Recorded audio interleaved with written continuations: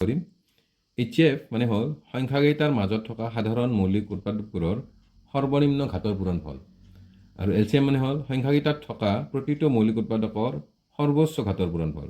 এটা এটা উদাহৰণ দিয়া হৈছে 510ক আমি এনেদৰে মৌলিক উৎপাদকীকৰণ কৰিব পাৰোঁ আৰু 90টোক আমি এনেদৰে মৌলিক উৎপাদকীকৰণ কৰিছোঁ। এতিয়া আমি যদি ইয়াৰ গসা উলিয়াব লাগে বা HCFত কমন চাম 2 আৰু 2। ইয়াত সৰ্বনিম্ন ঘাত হ'ল 1, গতিকে যিহেতু ইয়াত সৰ্বনিম্ন ঘাতৰ পূৰণফল ইয়াতে আমি 2 লিখিম আৰু বেলেগ সংখ্যা কমন নাই, গতিকে HCF 2 হ'ব কাৰণ 2 to the power 1 বা 2। আৰু LCM হ'ব, যেহেতু LCM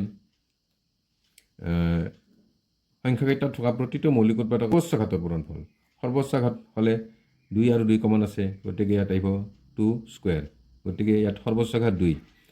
ঠিক তেনেধৰণে ইয়াত 3 আছে, ইয়াত 3 নাই, অৰ্থাৎ 3ৰ সৰ্বোচ্চ ঘাত 1, 3 to the power 1 পূৰণ। 5ৰ সৰ্বোচ্চ ঘাত 1, গতিকে 5 to the power 1 বা 23ৰ সৰ্বোচ্চ ঘাত 1, গতিকে 23 to the power 1 আৰু 7ৰ সৰ্বোচ্চ ঘাত 1, গতিকে 7 to the power 1। গতিকে এইখিনি যদি আমি পূৰণ কৰোঁ তেতিয়া আমি পাম 2, 3